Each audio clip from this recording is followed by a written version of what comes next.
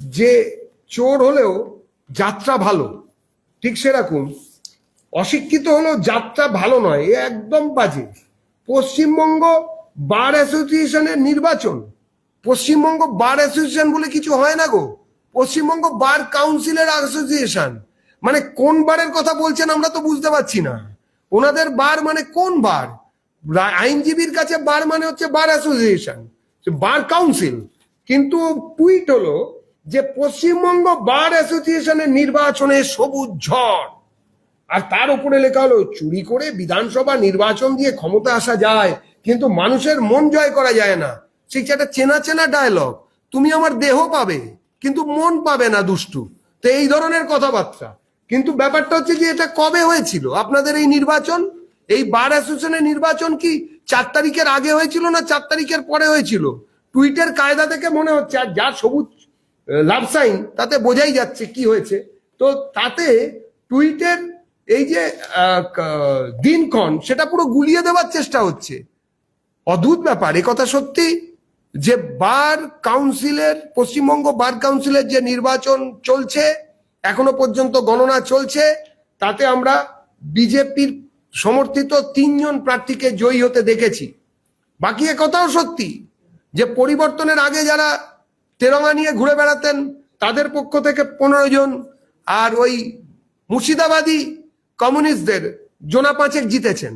কিন্তু উল্টো দিকে দাঁড়িয়ে যে পশ্চিমবঙ্গ বার কাউন্সিলের নির্বাচনও নয়, মানে সেটা নিয়ে নয়, এবারে 4 মে জনরায়ের পরেই নির্বাচন হয়নি, এই নির্বাচন হয়েছিল সেই সময় যেখানে কিনা বার অ্যাসোসিয়েশন গুলোতে হাতা গুটিয়ে তৃণমূলের নেতারা বিভিন্ন কোর্টকে দখল করে নিয়েছিলেন, বাজেয়াপ্ত করে নিয়েছিলেন সমস্ত আইনি ব্যবস্থাকে।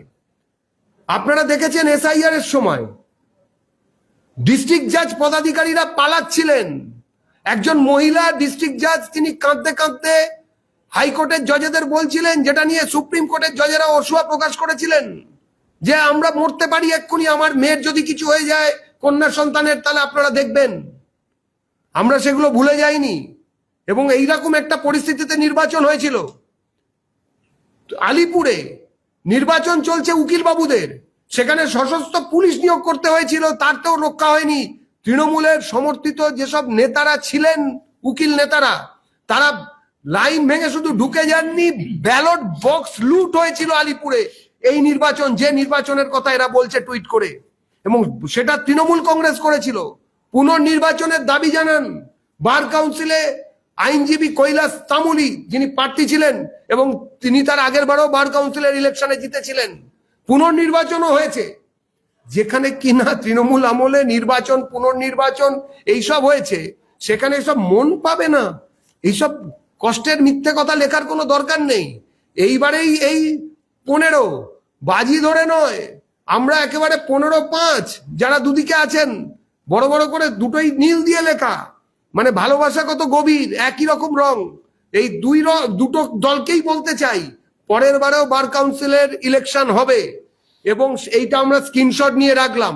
সেইবারে আমরা বসে আপনাদের সঙ্গে আলোচনা করব। আর তারপরে এই 15 জনের মধ্যে তো অনেকেই তো শুনছি নাকি দেওয়ালের ওপরে দাঁড়িয়ে আছেন, শুধুমাত্র দরজার সামনে কে ওই গোগরা চৌকাটকে হবেন, তারিখ জন্য এখন লোক খোঁজা চলছে। আমরা ইত্যাদি প্রভৃতি মিথ্যে টুইটকে নিন্দা করছি পার্টির পক্ষ থেকে, এবং সরাসরি বিজেপিকে জড়িয়ে যে ধরনের কথাবার্তা বলা হচ্ছে, বিজেপির প্রতি জনাদেশকে যেভাবে